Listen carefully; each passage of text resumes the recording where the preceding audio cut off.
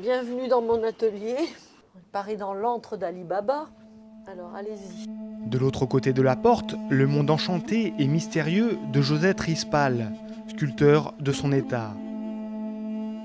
Ce ne sont pas des masques pour le carnaval, ce sont des symboles au fond de l'humain, au travers de mon propre monde. Vous voyez, celui-ci a un côté presque aquatique dans les yeux, dans la bouche, avec tous ces grillages et tout, puisque je pense que l'homme est toujours un peu muré. Ici, un masque futuriste, transparence du futur. Là, une prairie de fleurs lunaires.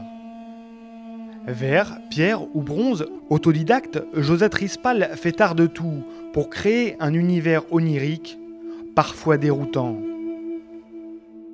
L'homme, vous voyez, c'est entre deux chaises, qui essaie de partir. C'est comme un mutant, c'est pas ce que c'est à la fois pas un humain, il a des doigts qui sont faits avec des trucs de balles, mais il n'y en a plus évidemment, puisque c'est vide, donc c'est la paix.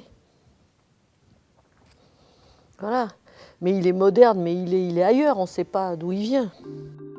Mais les allégories, surtout en fourrure, ne se laissent pas si facilement appréhender. Alors il faut gratter derrière l'œuvre, décrypter les symboles pour comprendre les rêveries de cette promeneuse solitaire. J'ai tout entendu, ça va de la baroque en passant par...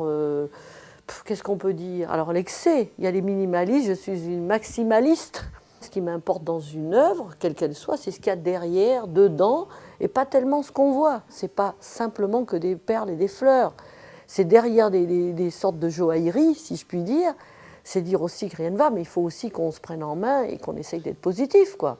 Qu'on y aille. Ce que j'essaie de montrer, tout simplement, c'est que l'homme est la chose la plus importante. Mais pas aujourd'hui, parce que c'est à la mode. Mais pour moi, il n'y a pas d'homme rouge, ni blanc, ni jaune, ni rouge. Il y a des êtres humains. Et vraiment, il va falloir qu'on le comprenne, ça. C'est au fond ça que je crie, avec tant d'œuvres autour de moi. C'est une folie tentaculaire, au fond, pour retrouver l'humain. Ça, c'est vraiment, pour moi, un cri intérieur. Un cri intérieur.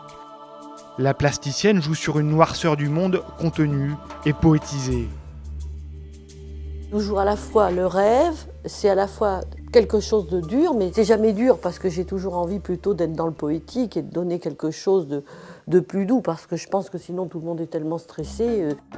Des visages et des hommes. Le grain de folie travestit un pyrophilanthrope comme tombé de la lune. La longue dame brune est en fait une idéaliste révoltée qui fait sa révolution par l'art, chacune de ses sculptures comme manifeste du parti du rêve et de l'humanité. Ben, je sais pas, je voudrais vraiment qu'ils comprennent que tout est possible en fait. Moi j'ai commencé, j'avais rien, j'ai un père qui a commencé qui avait rien. Il faut se prendre en main, il faut croire aux choses, il faut y aller, quoi. Je crée des embrouilles, c'est ça aussi que je voudrais dire derrière. Au fond, il faudrait toujours chercher peut-être ce qui ne nous plaît pas a priori. Se poser, arrêter, vous voyez bien, le 440, tout ça, on va où là? Il faut arrêter. Alors bien sûr, il y a Internet, c'est merveilleux, on peut tous communiquer, mais il va falloir pouvoir communiquer autrement, avec des vraies choses, des choses simples. Il faut tout poser, recommencer. Tout est partout, il y a des gens pour aimer une chose et pas l'autre. Peut-être que j'ai envie d'être aimée, c'est pour ça que j'en fais tant.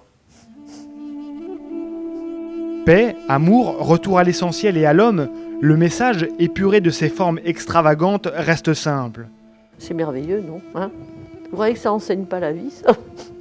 Josette Rispal joue sur les lignes et se fait d'abord rêver elle-même pour mieux faire rêver les autres.